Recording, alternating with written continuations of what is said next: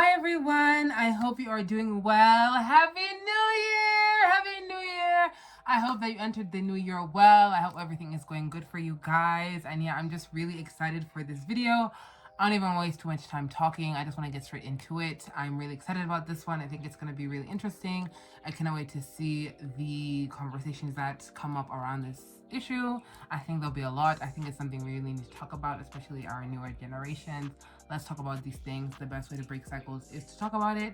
So yeah, without further ado, grab your lighters, grab your glasses, grab your tea, whatever you do to chill, and let's have a little chit chat. I want to preface this video by saying that I'm in no way trying to bash or talk down upon parents for things that they have done. I'm just trying to name a truth as it is and talk about these things.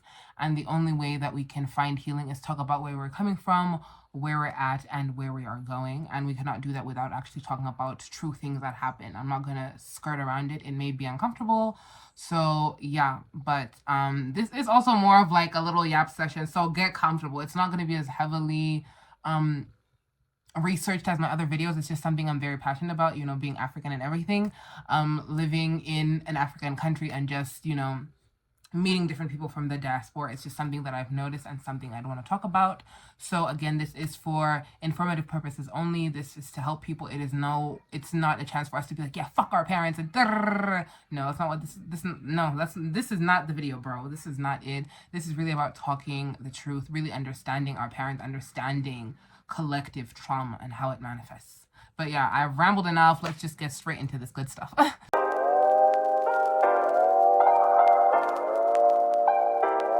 Now, I'm sure those of us who have African parents or have parents in the diaspora had an interesting story or two about what it's like living with African parents, what it's like to reason with them, to talk to them, to be their child, and understanding how they work. It seems like there is a common narrative or common patterns that these parents seem to follow.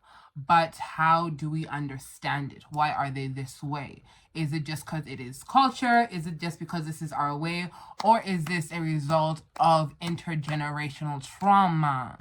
African people have endured centuries of racial violence and colonization, which has resulted in intergenerational trauma, and it can manifest as psychological distress, cultural disconnection, and social economic disparities. Generational trauma isn't an inherent flaw, but a consequence of systematic structures perpetuating inequality and discrimination.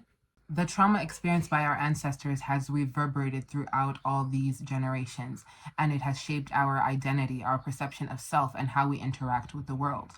But that's one thing. We understand that. But what's the history behind the trauma? Yes, there's trauma, but what is the history behind it? All right, let's start with the transatlantic slave trade, which was from the 15th century to the 19th century. And this was where African people were sent to the Americas and Europe to exploit Africa's human and natural resources for economic gain and growth. People were subject to violent raids, kidnapping, and forced labor. But even with the abolition of slavery, it was followed by segregationist policies, racial violence, and political disadvantages that still kept people of African descent from advancing, that still kept them down. So eventually, after a while, these segregationist policies come to an end, so to speak. And over yonder, down south in Africa, colonization has begun in the late 19th to the 20th century, and this was basically when European powers imposed artificial borders and partitioned Africa, exploiting local resources, undermining indigenous cultures, and enforcing racial hierarchy and segregation systems. This trauma included violence, culture erasure, and economic exploitation. And these cycles of trauma did not just end with the end of colonization. As we saw, colonization kind of left us fucked up. You know, a lot of African countries, they're less than 100 years old. We're babies. We're dealing with people who have been around for centuries, thousands of years. And essentially, they left us, and now we're like, well, shit. We've all been through a lot. We've been in survival mode for the past 500-something years. And now we still have to be in survival mode because we kind of have to pick up the scraps that they left us to deal with, while contending with the fact that now we have been separated. They've created all these differences. They've brought issues that we didn't even have, but now we are still perpetuating these things as if they were ours to begin with, trying to fit and mold ourselves into a system that was never made for us, but made for us to be the exploitees while they are the exploiters. And the trauma of racial injustices has continued to shape Africans' mental health and relationships by fucking fly, by perpetuating cycles of poverty and inequality. All right, so the past 500 years plus, we have been in survival mode. Africans, people of African descent, we have just been trying to make it through tomorrow. And this has gone on and on and on and on and on to our parents. And now we're really going to understand where they're coming from. All this trauma, how it has affected them. How is it affecting the way they show up in the world? How is this affecting the way that they parent?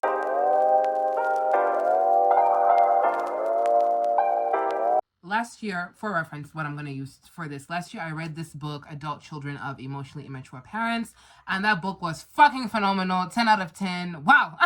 Not just for understanding how your parents work and how they navigate, but just anyone who is emotionally immature. And I'm not saying this to be like, oh, our parents don't have, no, actually, yeah, let me just be honest, they are emotionally mature. Let's keep it a full stack. If we're gonna do this, let's keep it a full stack. Just because you're emotionally immature does not mean you cannot unlearn these things, but it just means that you have some tendencies that show that you are not able to fully learn and hone on these skills. That's all it is. For a lot of the people I've talked to, it's just been pure frustration when it comes to dealing with their parents, because it's like, dude, I don't get these people. How do they think? How do they reason? Like, how can I understand you? And for me, the first thing that I had to start doing was actually seeing my parents as people and looking at them in a more objective lens, being like, okay, asking them questions about themselves, like, okay, from where you grew up, what had happened, and really seeing, okay, from where they're coming from and how that would have probably shaped them and mechanisms that they would have had to use to survive.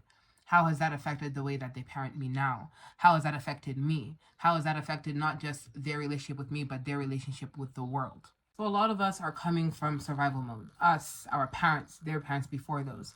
And when you're in survival mode, you do not have the time to really sit down and hone in on your emotions, on your surrounding. You're just trying to make it through tomorrow. So how has this ended up affecting our parents? They have become commanded by anxiety and insecurity, because that is what has run their lives. Because they have always been told that, dude, you need to stay woke, basically. So many of them were overpruned like stunted bonsai, because they had to bend to fit their families, and they were unable to fully develop fluidly into the people that they might have become. It might have made it hard for them to know themselves, limiting their ability to engage emotionally. If you don't have a basic sense of who you are, you can't emotionally engage with other people at a deep level. So essentially, our parents, they've been going through it. A lot of us, if we really just sat down and asked our parents what they went through, what their parenting experiences were like, it's not the way it is now, where it's more, emotional development, softness. It was very much, children, we need to do how to be obedient. And that obedience was for their survival. But sometimes it was just very harsh, because for us people of color, if you step out of toe one time, it could be, boop, that could be it for you. So they never really even had the chance to develop a basic sense of self. So they don't really know themselves. They're not familiar with their emotions. They had to repress those parts of themselves just to make it through the day. There ain't no fucking way they're going to be able to give you that or be able to relate with you in that way. And that's where it comes with those disconnections, where it's like, dude, I feel like my parents don't get me. I don't understand them. There's no, because they're afraid of those emotions. They have not even had the ability to even sit down and think about them. They had to bear them deep, deep down. I don't even think some of them remember what it's like to feel that way, because this has been an essential part of how they've been living life. It's been embedded in our culture. And because they're so uncomfortable with their own emotional needs, because they were taught these complex, big feelings, you need to shut them out. You need to get through the day with as much stoicism as you can. They are not comfortable with their own emotional needs and have no idea how to support others at an emotional level. Hence us, growing up, our parents didn't really know how to respond to us, especially during puberty. And now that we're growing up, trying to figure things out, there is a big emotional disconnection as we try to figure out who we are as people away from our family systems. And how this has resulted is that now they use coping mechanisms to resist reality. Because there is that incessant fear and anxiety that has been ingrained into them. They are terrified of failure. And we all know that African parents always say, hey, dude, you better make it. And we know the best way to do that is education. Education. If you don't do it, you're fucked. You're screwed. Over for you. And they have even now used control as a coping mechanism. We've all seen this where, guys, hey, guys, African parents, People who are like, just tell your parents no. No, bitch. No, no. A lot of us, we are our parents' dependents until we get old enough, until after our degrees. It's not the same way for our friends over in the West. When they're 18, they can get jobs, they can move out. Here, you're kind of stuck in your parents' house until you get a good enough job to move out, and that doesn't happen usually until after you get a degree.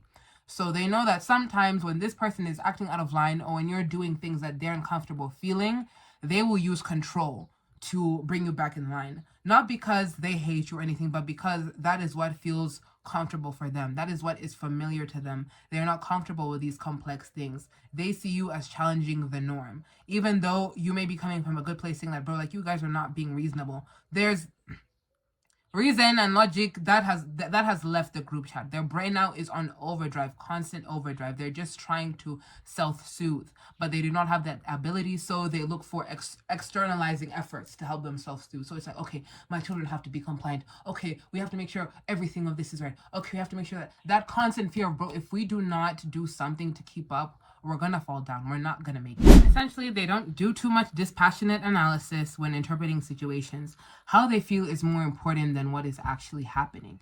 And this is because, like I said, this is just how their brains are now wired to constantly be thinking about, okay, I need to make sure that I'm okay. I need to make sure that they're okay. It becomes this relentless pursuit of control to make sense of a situation that is not making sense, to bring you back to equilibrium, even if you're throwing everyone else off of their equilibrium. This almost childlike tendency to just over fixate on something to the point where it's like, oh my goodness. So this frequent lack of self-reflection comes the tendency to regress and temporarily lose their ability to think about their thinking. Intellectual objectivity is limited to topics that don't emotionally arouse them, meaning things in their control.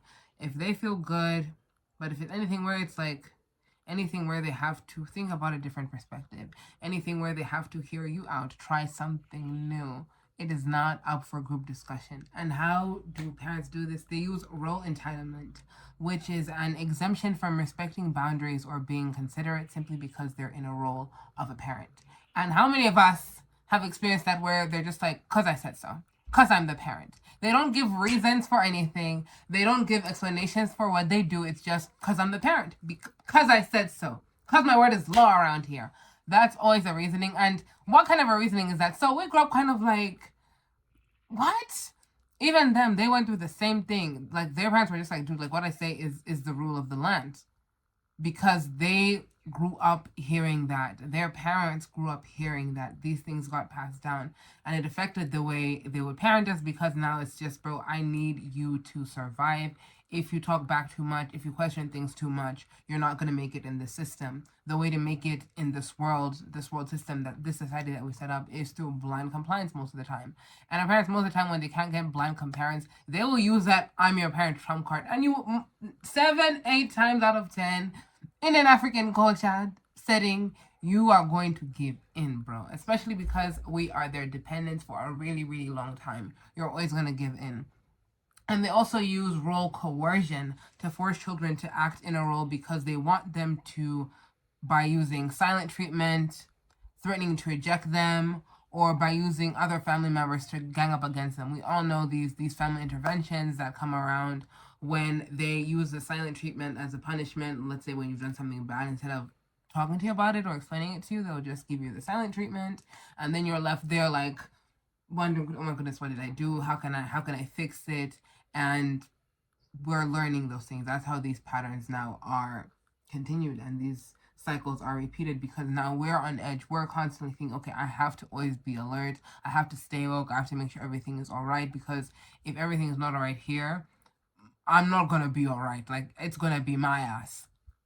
But I think essentially what needs to happen is, now that we're older, there needs to be some kind of understanding. And it doesn't seem like there is that understanding, because there is a reluctance on their end to understand, and also now a reluctance on our end to keep engaging, because at a certain point it's like, okay, dude, like, I'm growing up. Let's actually have a good relationship. Let's be able to talk about these things and come to a compromise. Treat me like an adult. But because they still see us in these roles, they've set us in these roles because it's what's comfortable for them, we're now stuck. And when you want to break away, you become public enemy number one. And it's hard and it's tough, but I think there's ways to change and go about that. But I don't want to get too ahead of myself.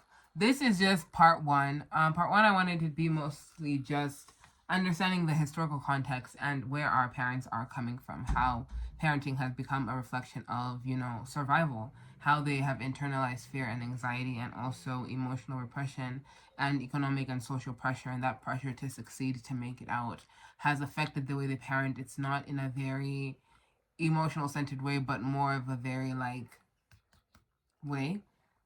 And that has affected us, but it's also because that's all they have known, and they have mirrored what they've seen. They've been doing it for so long, it becomes normal. Like I said, the brain loves familiarity. It sees familiarity as safety. Even if something is bad for you, if the brain is used to this, it's always gonna go in somewhere where it's like, well, we're already used to this, we know what role to play.